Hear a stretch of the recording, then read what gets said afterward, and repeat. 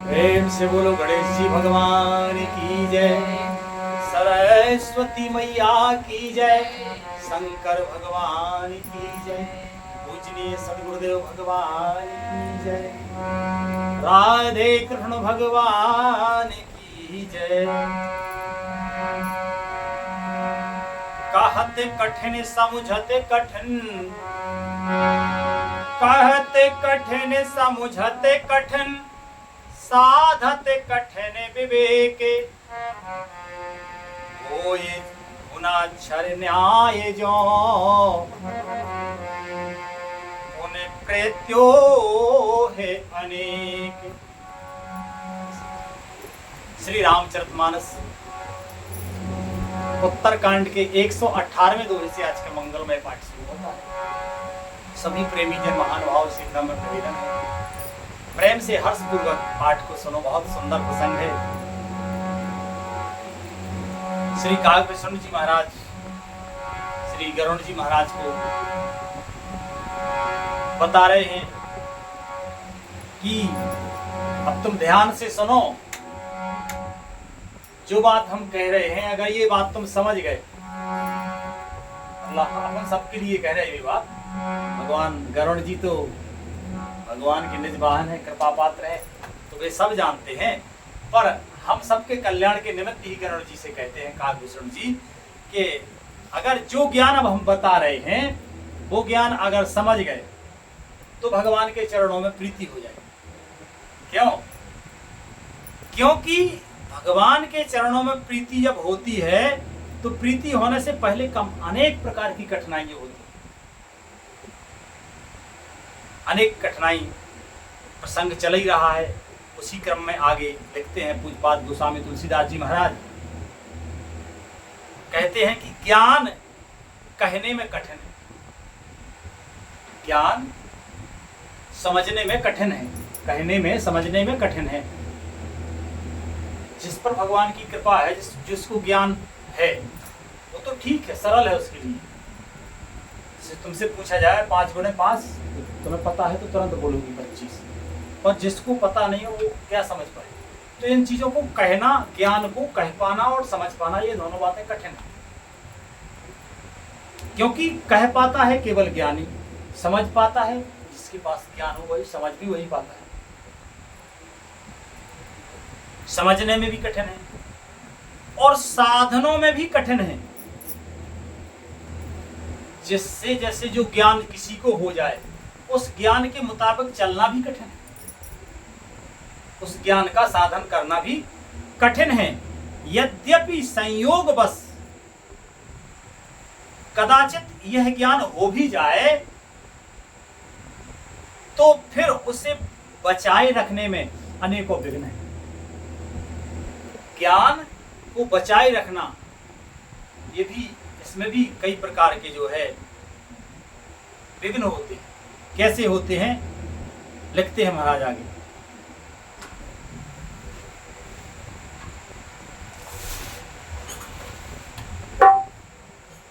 कि ज्ञान पंथ कृपाने के धारा, परत खगेश होए नहीं वारा। ज्ञान पंथ कृपाने के धारा, परत खगेश होए नहीं वारा।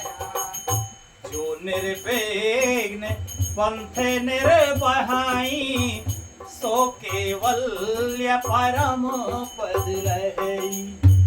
जो निर्विघ्न पंथ निर्वहाई, सो केवल्य परम पद रही। अति दुर्लभ है केवल, अति दुर्लभ है केवल परम पद, संत पुराने निगमे आगमो बद। अति दुर्लभ केवल्य परम पद, संत पुराने निगम आगम बद। रामो भजते सोई मुकुत गोसाई, अन इच्छित आवे बर आई। राम भजत सोई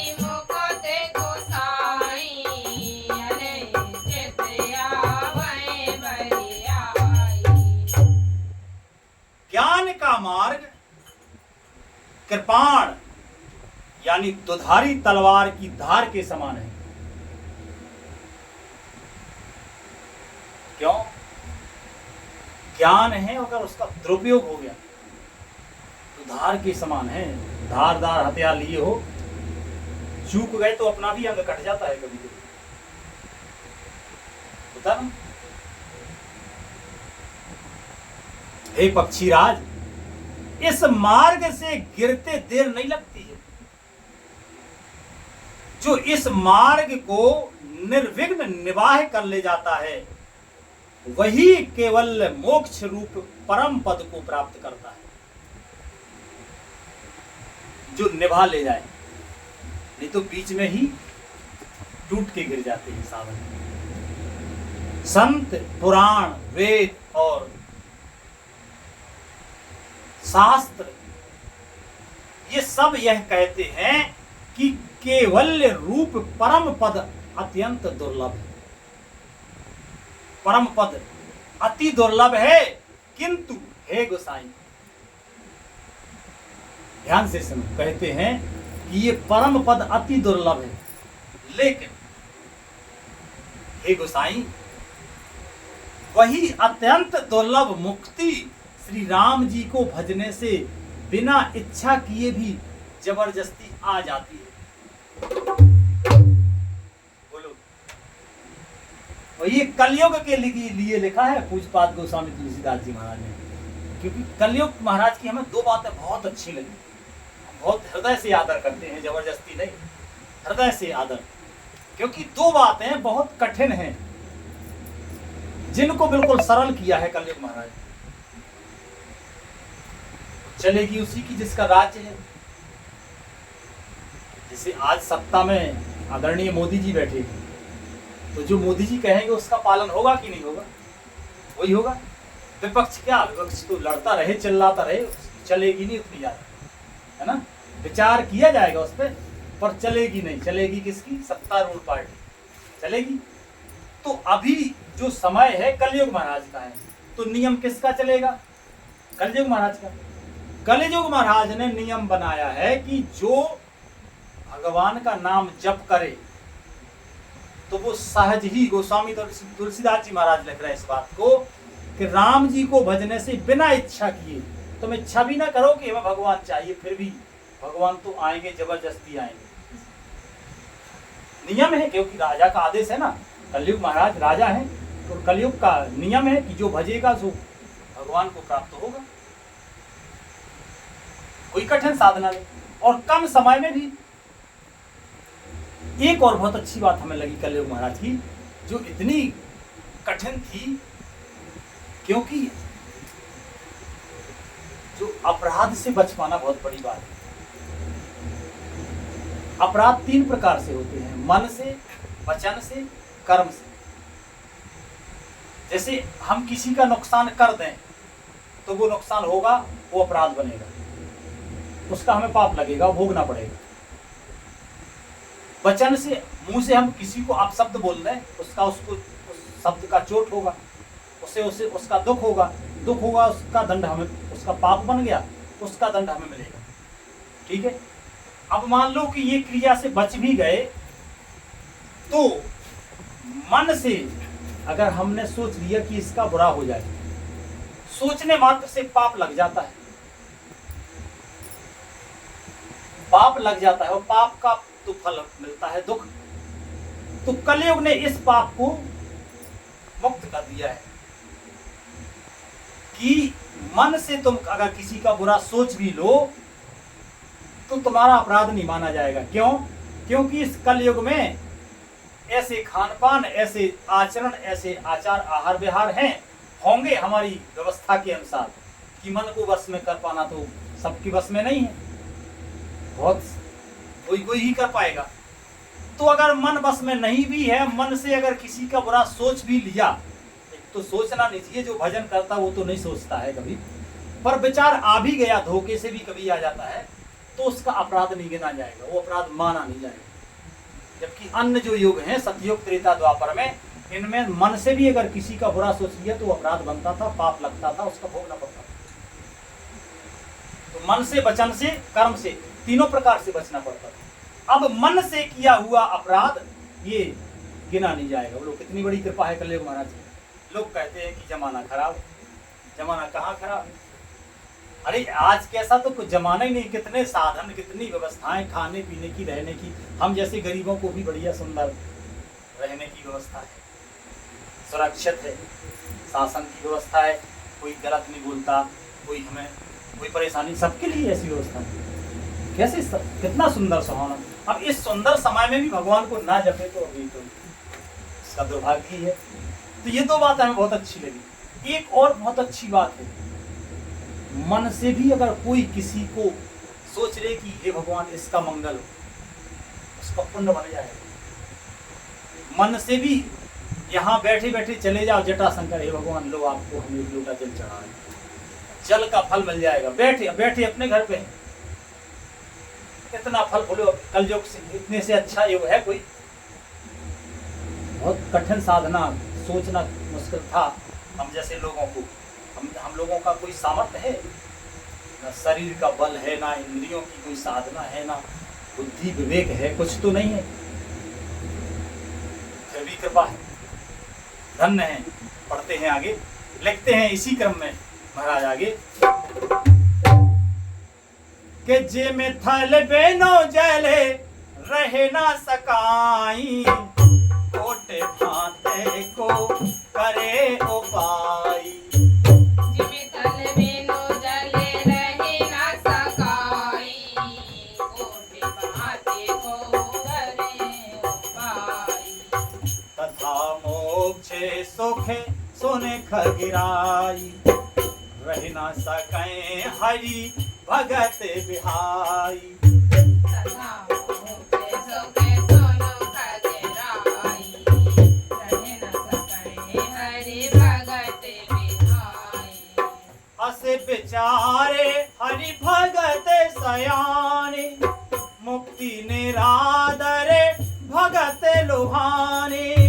अस विचारे हरि भगत सयाने, मुक्ति निरादर भगत लुभाने।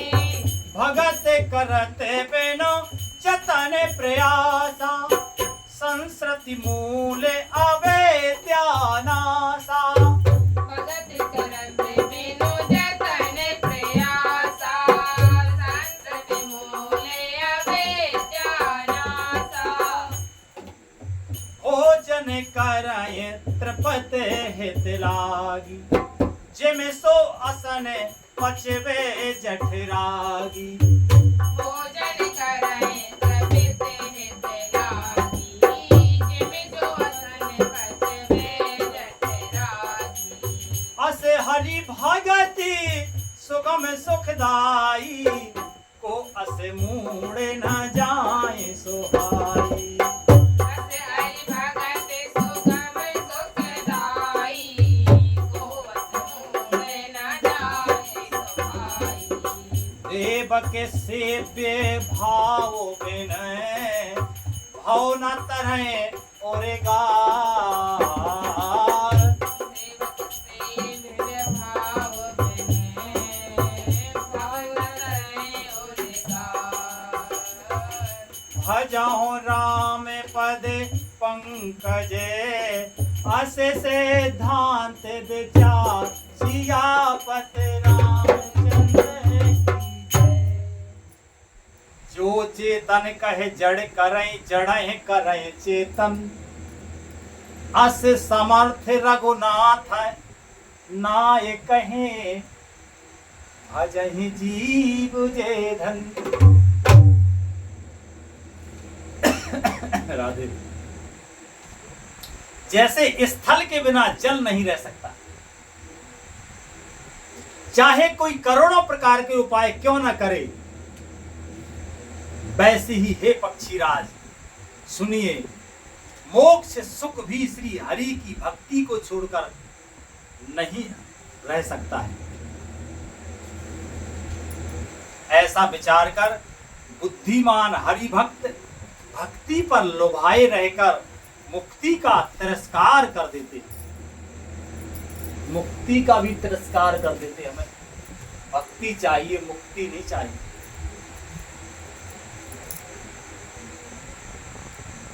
भक्ति की लालच है। भक्ति करने से संस्कृति, यानी संस्कृति कहते हैं जन्म और मृत्यु का जो चक्र है, इस चक्र की जड़ अविद्या बिना ही यत्न परिश्रम के नष्ट हो जाती है। भजन करने वाले को जन्म मृत्यु में नहीं फंसना पड़ता। जैसे भोजन किया जाता है तृप्ति के लिए कि हमारी भूख मिट जाए, है ना, और उस भोजन को जठर अग्नि अपने आप बिना हमारी चेष्टा के पचा डालती है। हम मुंह तो चलाते हैं, मुंह से खाते तो हैं, पर पचाने में हम मेहनत नहीं करते ना, स्वतः ही अगर पेट में डाल दो भोजन तो वो पच जाएगा, जठर अग्नि पचा देती है। ऐसे ही सुगम और परम सुख देने वाली हरि भक्ति जिसे ना सुहावे ऐसा मूड कौन होगा। हे सर्पों के शत्रु गरुण जी, मैं सेवक हूं और भगवान मेरे सेव्य स्वामी हैं। इस भाव के बिना संसार रूपी समुद्र से तरना नहीं हो सकता।